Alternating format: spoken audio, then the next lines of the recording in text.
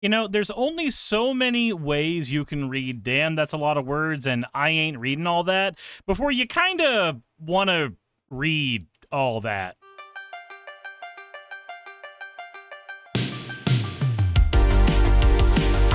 So I was looking at the EDH subreddit, and I was surprised to find a post from 4 months ago that didn't have any upvotes at all. And usually when there's something like that, it means that someone somewhere said something that got a lot of people upset, and now there's actually no upvotes on it. I don't know. I don't spend enough time on Reddit.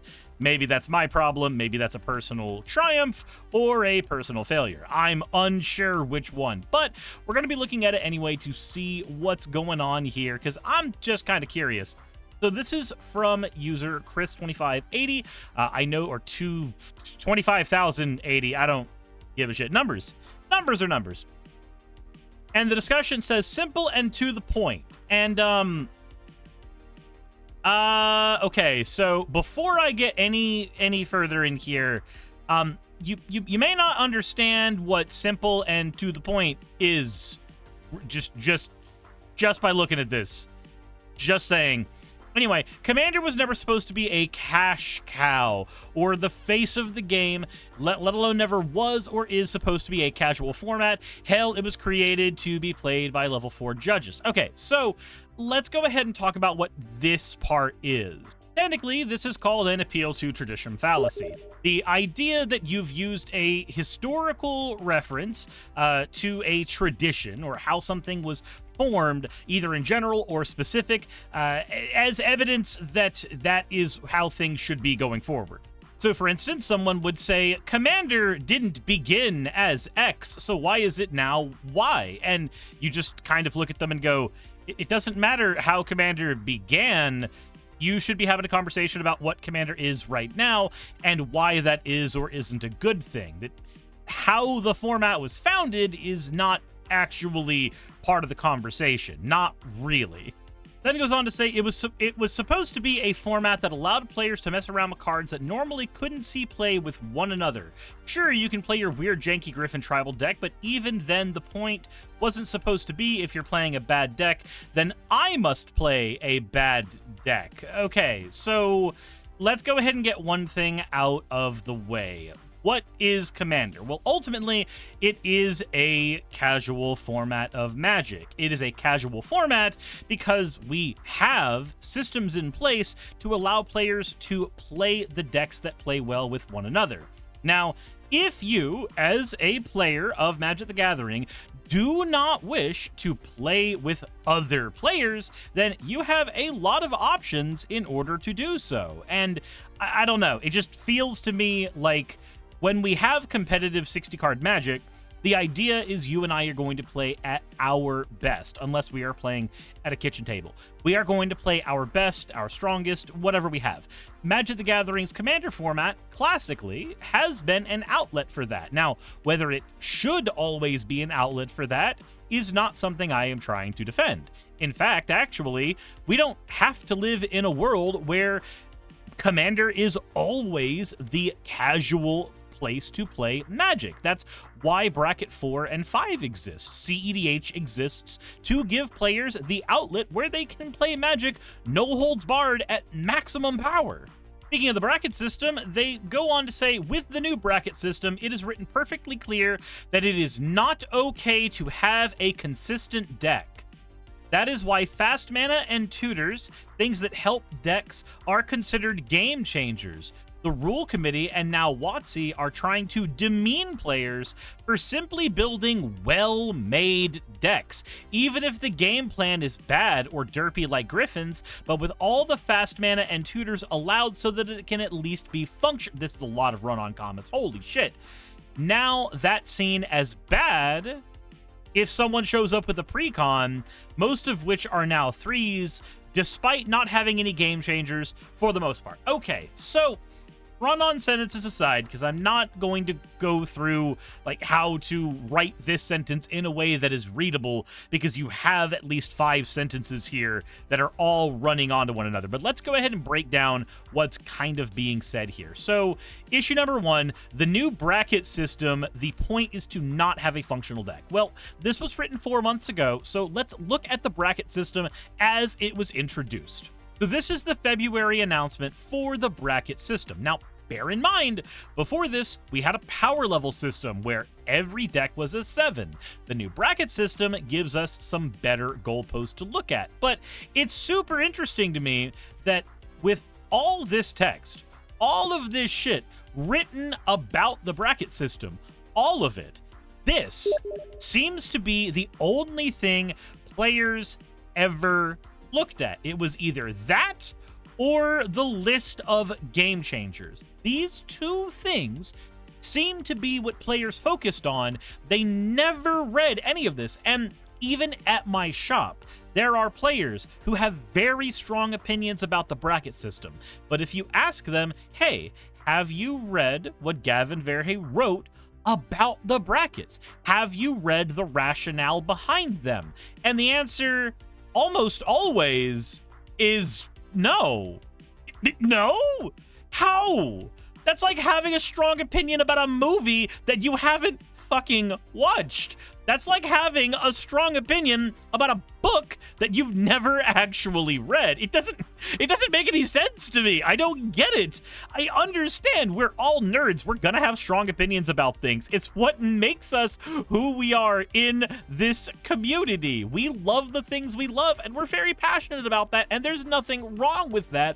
But my God, the amount of people who have super strong opinions about a system that they have not read a single thing about, and therefore have 0 actual experience with outside of the conversations they've had with other people who also have not read anything about the system.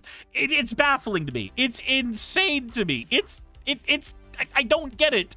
I do not get it. If you've had a similar experience, and let me know in the comment section below. This can't just be me. It can't just be me, right? Surely there's other people who have had this experience. But even if we were to look just at the brackets as they were originally introduced, what do we have here? 5 different levels of play. Exhibition, where your janky Griffin deck can be played. And by the way, the Game Changers rule has now been changed such that Game Changers can be ran in Exhibition if they are part of that exhibition. 2, your core experience, the average pre-constructed deck. Now, this is obviously not what 2 is now. 2 is more of what 3 is now a little bit. 3 was originally supposed to be upgraded decks, 4 was optimized decks, and 5 was decks that were optimized for the meta. The way that I always explained this to people before the changes was 1 is your gimmick deck. This is horses looking left on your cards. This is Nicol Bolas on the artwork of every card. 2 is your pre-con experience. Well, what is a pre-con experience? A pre-con experience is a deck that is unfocused, but has a couple of game plans and can win. What is your upgraded deck? A deck that is now focused. It has removed chaff that is not part of its core strategy. But 4 is when you started optimizing that deck. Now you're running fast mana. Now you're running tutors. Now you've got a game plan you are running to at full speed. And 5, CDH.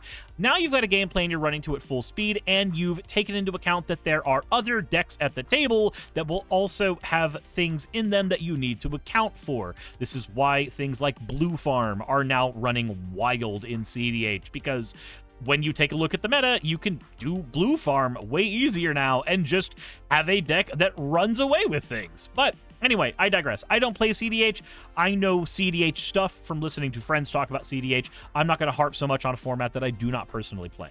So even in the original version of the bracket system, even with just looking at those brackets, the new bracket system doesn't say it's not okay to have a consistent deck.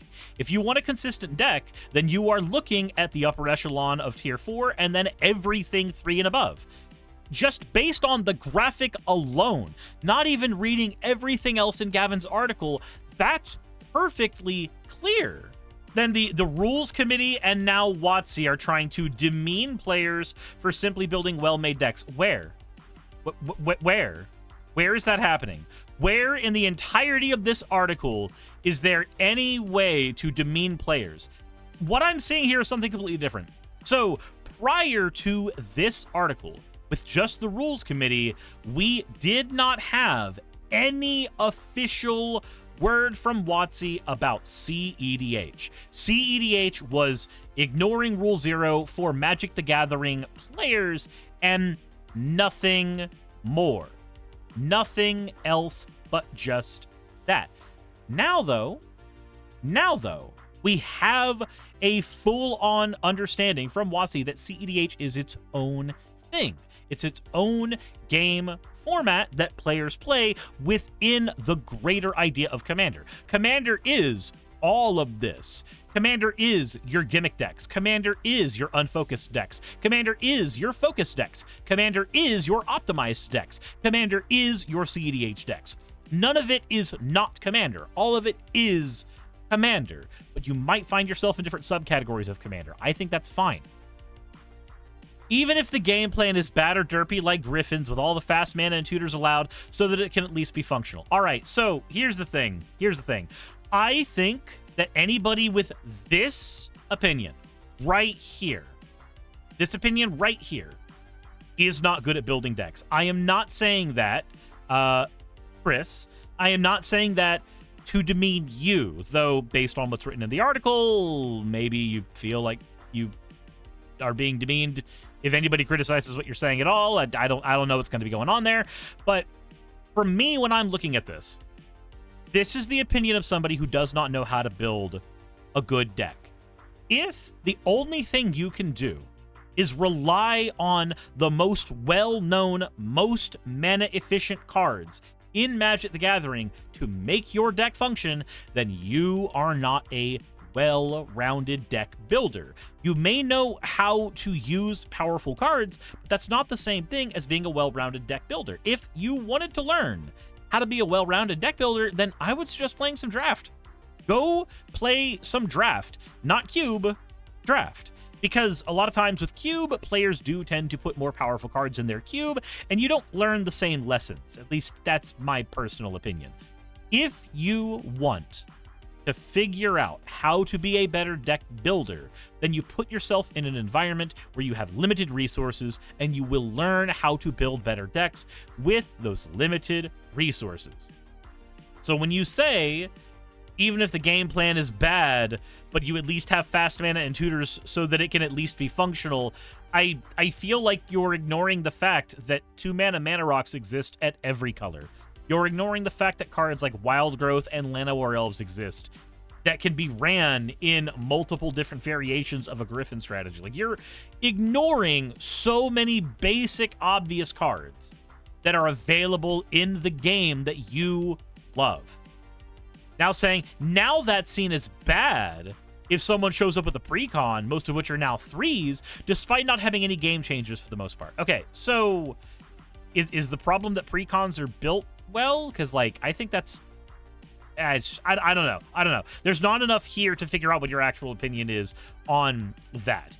Precons have strong cards in them, but they are often not wholly focused on one strategy. They are often focused on 2 strategies, and that's why they are built with 2 commanders in mind, each of which can be the helm of one of those strategies and perform better as the leader of that strategy. It's been part of their design for at least as long as I've been playing Magic the Gathering in this current format, because I came back in Ikoria, so I know that this might not have been the case beforehand, but like every Commander, Legends, and Zendikar forward deck has all been built with this 2 to 3 strategies in mind play pattern.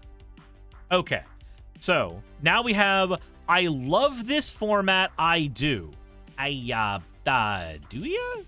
I don't know. I love this format, I do, but that's why I feel so strongly about this subject as both a Commander player, but also as just someone who loves to play Magic the Gathering. Now is the game... okay, it's run on sentences. This is... Boom.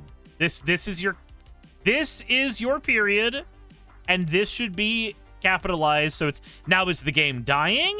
No. But is it growing? Not really. Wait, the game is not growing? What game are you playing? What game are you actually playing? The game of Magic the Gathering has been consistently growing for the past 3 years, and this has been in no small part to Universes Beyond. Universes Beyond being the entry point for players who liked Warhammer and want to get into Magic because it is so similar. Then who like Sonic and got in because of the Sonic Secret Lair. I've met quite a few people who did that. Or people who adored Final Fantasy and therefore made it the best-selling set of all time. That's not me saying that Universes Beyond is without its flaws. I've criticized it a lot in other videos, but feel free to tell me that I'm an idiot in my comment section. That's entirely okay. The game is growing. The game is growing. The problem, for my part, is that the aspects of the game that I enjoy the most are not growing. I love Pioneer. I love Modern. And I like Standard. And none of those formats for Magic are actually growing with any measure of momentum. Every single one of those formats is being mismanaged. Pioneer is being given no attention and no love. Modern has powerful cards printed into it, which destroys the ethos of what that format was even designed to be in the first place, which is why Pioneer had to be created at all. And then Standard, of course, has a ton of problems right now with cards that are powerful enough to warp stronger formats being printed into Standard, either in part or because of Commander product being printed into Standard. There's a lot of things wrong with a lot of aspects of Magic, including Commander, but I think it's important to note the game is not dying. We have zero evidence of the game dying. If the game was dying, we would have significant player drop-off. We don't. If the game was dying, we would not have a ton of complaints about the game from the community. We would have quiet. Quiet is the evidence that your game is dying. Nobody discussing your game is the evidence that your game is dying. People discussing your game is evidence that people are passionate about your game. It is not evidence that it is dying. But, okay, let's go ahead and continue the thread, this now very silly thread. It's Commander's fault for killing Magic the Gathering, as it is trying to introduce new to the scene people to the game type that was close to, if not the most difficult format to play. And that's coming from someone who played a lot of Legacy and Modern. Okay, so Legacy and Modern are not difficult to play. I don't know where you get that idea from.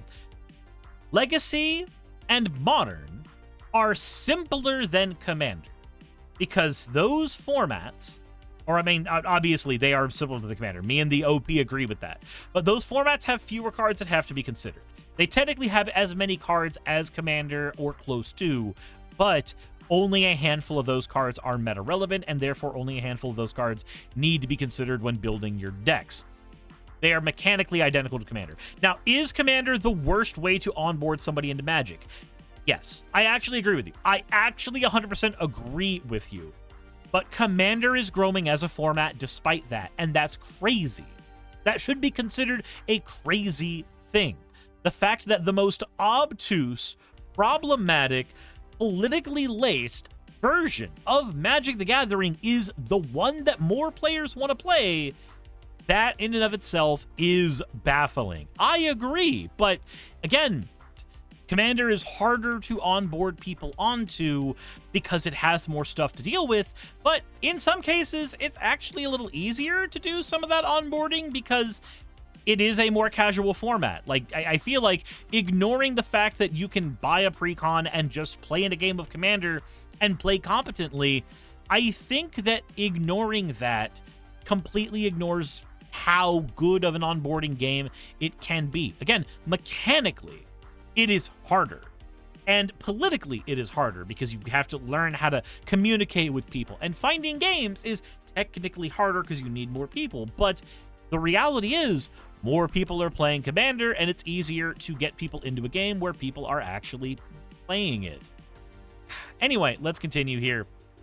Now, I won't deny that I don't know how this can really be fixed, but I do know that this intense fascination that WotC has on making Commander the face of the game needs to stop. Okay, I want to agree. I really want to agree. I do believe that everything becoming Commander has ruined aspects of Magic the Gathering, but the thing is, it hasn't killed Magic. I do... Man, I want to agree so hard with this take. I do. I want to agree in my gut, but as I've watched the game evolve into what it is now, I don't think I can. I don't really think I can. That Commander is ruining Modern, Legacy, Standard, Draft, etc. No. Commander is not ruining any of these things. Wizards of the Coast is ruining these things because of their focus on Commander. Now, in that, me and the OP likely agree. We do. But it's not Commander's fault. Commander's popular. I think that Commander is popular originally in spite of what Wizards of the Coast wanted. They decided to support the format a little bit, and then it blew up even more.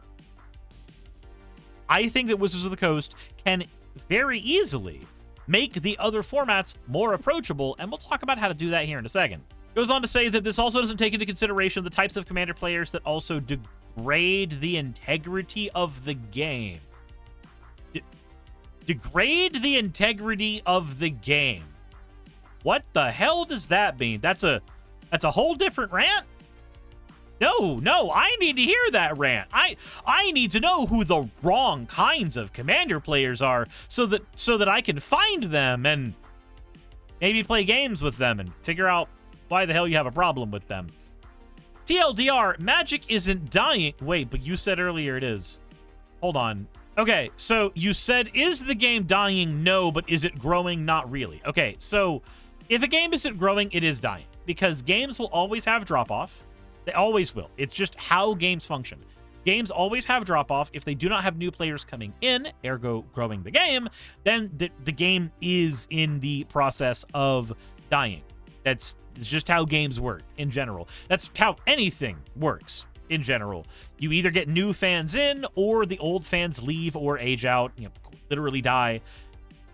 Anyway, okay, so Magic isn't dying, but Commander being the focal point of WotC's focus and their clear misdirection of the format and attempting to make this equitable with their new bracket system is harming the reputation and integrity of the game we the community tried so hard to keep intact. We the community. My guy, you the community are having a post in here saying that there are certain Commander players that degrade the integrity of the game, but you refuse to elaborate on what those players are, and you put equitable in quotation marks, and I don't know. You're not waving any flags yet, but if you were, they might be just a little red here. Anyway, P.S. Mana Crypt and Jeweled Lotus bans need to be reversed. If you think otherwise, perhaps you need to take a hard look at the history of Commander. Again, this is just an appeal to tradition fallacy. I don't have to give a shit about the history of Commander if, in its current state, it is not helped by these cards. Fast mana and efficiency should never be a determining factor of the power level of a deck or a card. Actually, hard no. It is not the only factor, sure, but power level of a deck is in no small part built on its speed.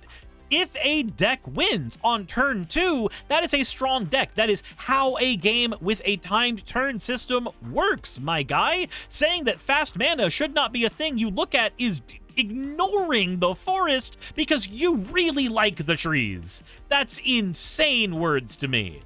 You can disagree that the cards should be banned or not because you think they should be allowed at higher power brackets. That is a-okay, and you can have that cake, and you can eat it whenever you want. But to say that they are not a determining factor is really ludicrous because it is a determining factor, one, and B, it should be part of multiple determining factors. I recognize you love the game. Me and you both probably agree a lot on loving the game, but it's just to say that the speed of a deck is not part of what makes it powerful or should not be a determining factor. Again, you really like those trees, so you've just ignored the forest because of them. Okay, cool. Anyway, Consistency and efficiency should be encouraged and not demeaned. Okay, you can have a consistent and efficient deck without access to those cards. You can. But then again, I am an advocate for banning Soul Ring, so I don't know. Maybe I'm not the guy to talk to you. Now, somebody did have a response here saying you just wrote a lot to show about how you don't like the brackets. The bracket system doesn't show that tutors are bad or not allowed. They show that those cards are powerful. Moreover, the bracket system tries its best to make it so that if you want to play a pile of jank, you can do so against other pile of janks. Nothing is ruined, no matter if you believe in paragraphs or not. And he did respond saying, except they do, because brackets 1 through 3 specifically denote the amount of consistency and synergy they are allowed to have. No, what? No, they don't. What the fuck are you talking about? Yeah, you can't have Vampiric Tutor, so you had to put Diabolic Tutor in your deck. Oh, boo-hoo. Who cares? You're allowed to have these cards in your deck. Also, you're allowed a Vampiric Tutor at bracket 3 anyway. Again, I feel like every deck I've played ever has been either a bracket 2 or a bracket 3 deck by its nature, and there is not a single person who would sit down at a table with me and say that a deck that I brought to the table is inconsistent or inefficient. That's wild craziness over here. Oh my god. That's completely vilifying of players who want to play jank. How are they vilifying players? They're just saying, hey, if you're playing jank, you may want to play with other people who play jank so that you guys can have an enjoyable game of jank together. There's nothing wrong with that. What the fuck are you talking about? People who aren't stupid know how to build mana bases, ramp packages, card draw engines, tutors, etc. Yeah, I know how to build all of that. You don't need the tutors. You can play jank and still be consistent. I agree. I agree. To be able to do the jank, you first have to have the ability to, with some relative amount of consistency, to get and use your jank. Yeah, it's called something that the bracket system didn't even touch on, and that's fucking draw power. Draw power. Draw power. You can draw cards. You don't have to always tutor for the specific card. This isn't Yu-Gi-Oh! You have the option to just draw cards. That is a thing you can do in this game. This post is wild. This is wild to me. How did we forget that colors like blue and black and green can draw cards? Red can rummage cards, and white can do the once per turn draw thing or the symmetrical draw thing pretty fucking well. Every color has draw options. Every one of them. How powerful those are vary, but every one of them can draw cards. What are you talking about? Like, so much of the responses here is just people saying, I don't know what to tell you, man. Nobody's telling you can't have consistency or tutors. Bracket 1 through 3 limit power to some extent, but that doesn't mean that they're saying tutors are bad. I will repeat, the brackets are an attempt to trying to ensure people don't get blown out by playing a tier 1 chairs deck where all the cards are chairs into, like, a tuned elf ball deck. I did find something interesting in here, something that OP did think was a good response. So this is from Scarlight Nexus, saying, honestly, I think Commander is the best thing for MTG. Okay, I have opinions on that, but we'll go on. It allows for more variation in play than trying to build standard, and allows you to keep using cards you've pulled rather than focusing on how to make the most busted deck possible that will have to be rotated out in a few months. Now, it's funny that there are other responses here. I mean, certainly a lot of them are like TLDR, right? And that's just kind of dumb, but a lot of responses in here were very insulting, so I can see them not being considered constructive. Yeah, I get that. I get that. But to say, like, this is the actual decent constructive response, I don't disagree that Commander's a good format for numerous reasons. My issue is that the format has so many cards in it. A new player couldn't fathom to know even 5% of the cards within it, and that's not including all the combos, interactions, and I don't think it, in a broad sense, is bad for the game. Commander brings a lot to the table, but I feel the current format of its... God damn it! That run-on sentences! So many run-on sentences! Oh my god! Please! These... Okay. Okay. I want to respond to a point, but my brain sees a comma and treats it like a comma. Okay. I feel the current format of its usage by both players and WotC is doing more harm than good by trying to take one of the hardest formats to learn and play and dumbing down so that new players who shouldn't be starting with it can play it. How is that? How is Commander being dumbed down? Who is dumbing down Commander? Who? Where? When? How did that happen? Where is that happening? I feel like, okay, so I don't want to be just an insulting asshole because, you know, content creator on the internet, you have a platform, you can end up being a dick when you look at these things. So I'm going to try to be as objective as I can here. It feels like most of this is a general frustration with how WotC is handling Magic the Gathering. And the easiest thing to point to is how they are handling Commander. And I can agree there's a lot of mishandling of Commander that I'm not super big on. I can agree with that. But to ignore the improvements to how the game has been ran in the last 5 years is strange to me. Okay, so let's talk precons. First of all, once upon a time, pre-constructed decks in Magic the Gathering were, well, a joke. You got them when you were new, and you didn't get them ever again. Pre-constructed decks now are a thing that all players look forward to, because in many of the formats that they are made for, Commander especially, they are pretty damn good. Like, insanely good for the price you end up paying for them. They're really good. Compare the average precon in Magic the Gathering to the average precon that they made 10 years ago, and the difference is night and day. Now, you could look at contemporaries of Magic like Pokemon, Weiss, and Yu-Gi-Oh! And see that there have been other pre-constructed deck strides made in other games, and those games have done really well. Pokemon has its League Battle decks, Yu-Gi-Oh! Has its precons that you throw 3 of them together and it becomes a functional deck. Weiss has its starter decks that work really well on their own. You just combine 2 and suddenly the decks work. Digimon kind of did the same thing back when people actually cared about Digimon. Like, there's a lot to say about how well the idea of the pre-constructed deck has been iterated upon in recent years. But between the pre-constructed decks and the bracket system, the entry point for players being the precons and the brackets meant to make it easier for players who are enfranchised to find tables with one another, which is one of the biggest problems players have had with Commander. I would say that, yeah, despite many of the problems I have with WotC, there have been a lot of very, very good strides with how Commander has been built. I really get confused when players don't like the bracket system. It doesn't make any sense to me, because it seems like the system fixes so many of our problems. The language that we use for figuring out if we are compatible at a game table with one another has been fixed. Not completely, but it has been fixed up quite a lot. Okay, I'm going to give you an analogy that I think a lot of Magic players maybe don't quite understand, but it is an important analogy for this, okay? The bracket system is to Commander what a good conversation is to sex. Now, you may not understand what I mean by that, so let me explain. You see, technically, any 2 people can be sexually compatible in some way, shape, or form. But a conversation about wants, needs, attractions, those things can improve that experience for being together and being intimate. That can be a majorly good thing to make that experience better for you.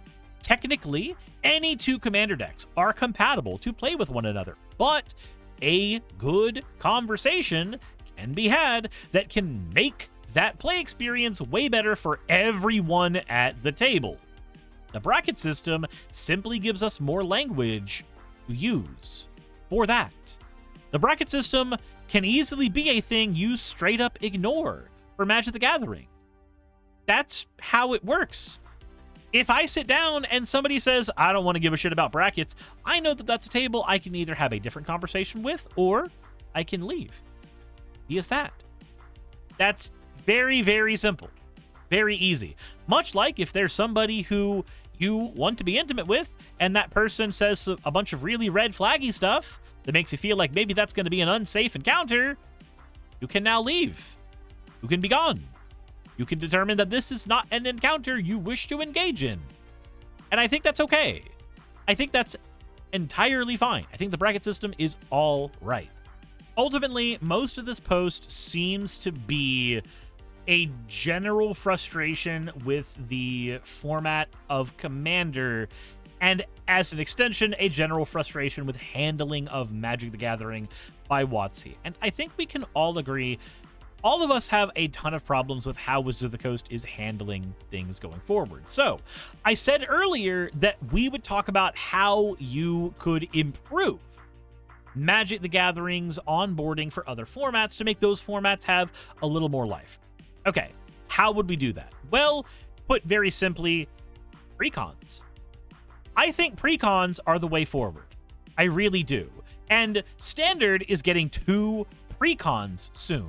But I think that there is a structure for Magic the Gathering that we should have going forward. I'm gonna play like I'm a member of Wizards of the Coast right now, and I'm gonna pitch an idea to you. Now, let's say that I am a Wizards of the Coast employee and I am trying to sell you on an idea. So this is how I decided to come up with how you would do a year of releases for Magic in a way that helps players and actually supports all of your other formats. Because ultimately, the stuff that you are willing to sell to the players is going to be the stuff that entices players to play your game. So, right now with every set, we do not have this, but with Lorwyn's release, we kind of have something like this. So this is what I want to see. If we have 6 major releases in the year, which is what Wizards is trying to have us do, if our first release is a standard set with 2 standard precons, 2 commander precons, a bundle, and some miscellaneous special extra that Wizards wants to do because they always want to do that, okay? Say that's your release in February. Then, 2 months later, you have a reprint set. This is your Commander Masters, Ravnica Remastered, whatever that needs to be. And that reprint set would come with 4 commander precons. Those commander precons would be precons based on whatever the setting of the set is, okay? So usually, once a year, we'd have a set that had 4 big commander precons with it, and then a couple smaller sets for commander precons throughout the year. This would bring that idea back in full. Your reprint set, if your reprint set is based on Ravnica, then you'd have 4 commander precons based on the guilds of Ravnica. If it's an Ikoria, then it would be based on the color combinations for Ikoria, same thing with Tarkir, etc. If you're on, a place like Innistrad, now you're looking at tribes. You're looking at the werewolves, the zombies, the vampires. If you're on a place like Lorwyn, then obviously you're going to have a lot more tribe and split mana pip looking cards. And yeah, cool. So your commander precons, they're always going to be based off of whatever your reprint set is. Then you would have 4 modern or pioneer precons released alongside this product. Now, you would have these alternate every year. So 2025, we would get 4 modern decks. 2026, we would have 4 pioneer decks. That would give you an infusion of players once every other year into your extended formats, right? You have standard precons coming out throughout the year for every set so that the big rotating set always has something to onboard players, and then every couple of years, you would have a modern deck to look forward to, or a pioneer deck to look forward to.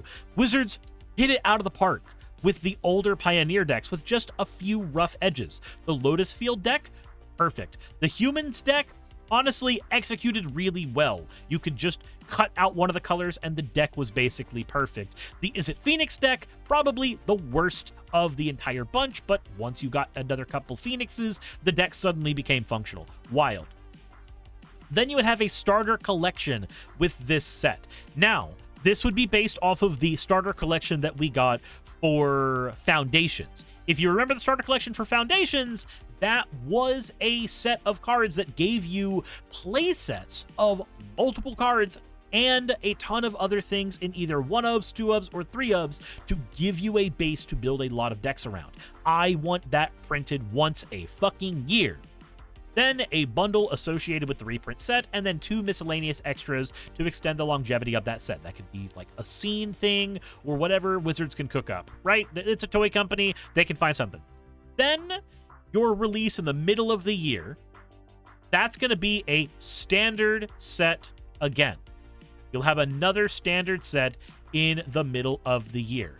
when you get to like August-ish time of the year, that's when you would have your Universes Beyond set, and that set would no longer be standard legal. I had the opinion that Universes Beyond being standard legal would be great because that would bring players into standard format. It has not done that. That has not been how that's been handled. So instead, we'll have that Universes Beyond set be non-standard legal. It would come with 2 to 4 Commander precons. It would come with a bundle. It would come with miscellaneous extras. Cool. If you wanted to make this a standard legal set still, then you would add on 2 standard precons onto the Commander precon section for here. Then you would have another standard set later in the year. That would be your 3rd standard set with the same accoutrement as every other standard set. And then near the holiday season, you would have a standard set that is coming out again. This would give you 4 standard sets a year, something that players have been clamoring for. They want fewer standard sets so that they can keep up with the fucking format. But if you did a 4th Universes Beyond standard set, then this would be a flex set. This would be something else, some reprint of something. We would have to talk about that in a completely different video. But this is my basic idea for a path forward for yearly releases for Magic the Gathering that would onboard people to not only Commander, but would onboard them to Standard, as they would get 8 standard decks a year. 8 of them that they would be able to play, and these precons would be built to the specifications of the Pioneer precons. Make them roughly 80% of the power of the top tier standard decks, so that there's still room for them to buy and customize and do all that other corporate bullshit. But by having a constant influx of your Commander precons for your #1 format, and then a constant influx of your standard precons for what should be your best-selling format, then that gives you the wiggle room for your 1 Universes Beyond set and your reprint set, and your reprint set would be focused on either Modern or Pioneer for its precons. The reprint set could be whatever. It could be Commander Masters, but it would also have accompanying Modern or Pioneer precons released around the same time. They don't have to have anything to do with the set itself. That is my path forward there. But let me know if you think this is crazy. And Chris, if you end up seeing this video, apologies for how just kind of insulting I can be when I'm giving my opinions, but let me know if this is maybe a path forward that you would also be appreciative of. I don't know. This is me spitballing here, and I want to try to have a solution to a problem that we as players obviously all share. That said, let me know what y'all think in the comments section below. Don't be a dick to Chris in the comments section below. I don't think that's fair. Oh, but please, I'm begging you, run-on sentences are hard. That said, let me know what you guys think in the comment section below. Hit the like button if you haven't already. Subscribe if you haven't already. If you have, thank you very much for being here, and hopefully I will see you all in the next one. I've made the unfortunate mistake of making all fan art canon, and you guys use that to make a ton of doppelgangers of me that try to ruin my life. So why not go ahead and celebrate that cacophony by picking up the new channel playmat over on 4th Wall. When you pick up the playmat, take a picture and throw it up on social media tagging me so I can feature you in a future video.